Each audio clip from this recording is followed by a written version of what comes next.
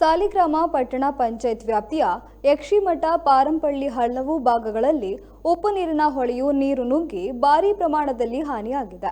ಪ್ರತಿ ವರ್ಷ ಮಳೆಗಾಲದಿಂದ ಹಿಡಿದು ಬೇಸಿಗೆಗಾಲ ಎನ್ನದೆ ಇದೇ ಹೊಳೆ ನೀರು ನುಗ್ಗಿ ಆ ಸಂದರ್ಭದಲ್ಲಿ ಬೆಳೆಯುವ ಭತ್ತ, ಶೇಂಗಾ, ಉದ್ದು ಹೀಗೆ ಹಲವು ಬಗೆಯ ಬೆಳೆಗಳು ಸರ್ವನಾಶವಾಗುತ್ತಿದೆ. ಈ ಬಗ್ಗೆ ಹಲವು ಬಾರಿ ಸ್ಥಳೀಯಾಡಳಿತ ಜನಪ್ರತಿನಿಧಿಗಳು ಸರ್ಕಾರದ ಮಟ್ಟದಲ್ಲಿ ಶಾಸಕರು ಹಾಗೂ ಸಚಿವರಲ್ಲಿ ದಂಬಾಲು ಬಡಿದ್ರೂ ಪ್ರಯೋಜನವಾಗಿಲ್ಲ. ಶೀಘ್ರಗತಿಯಲ್ಲಿ ಈ ಬಗ್ಗೆ ಕ್ರಮ ಕೈಗೊಂಡು ಹೊಳೆಗೆ ಶಾಶ್ವತ ತಡೆಬೇಲಿ ನಿರ್ಮಿಸಿದ್ರೆ ಕೃಷಿಕರ ಬಾಳು ಹಸನಾಗುವುದರಲ್ಲಿ ಸಂಶಯವಿಲ್ಲ.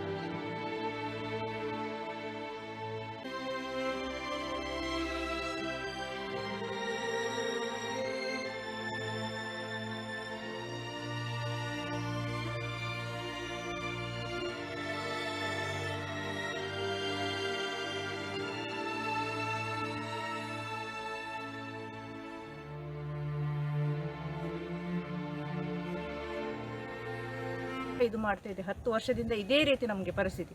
ಇದೇ ರೀತಿ ಅಂದರೆ ನಮಗೆ ಯಾವ ಬೆಲೆನೇ ಇಲ್ಲ. ನಾವೀಗ ರಾಜಕೀಯವ್ರ ಹತ್ರ ಹೋಗಿ ಮಾತಾಡಿ ಎಲ್ಲ ಆಯಿತು.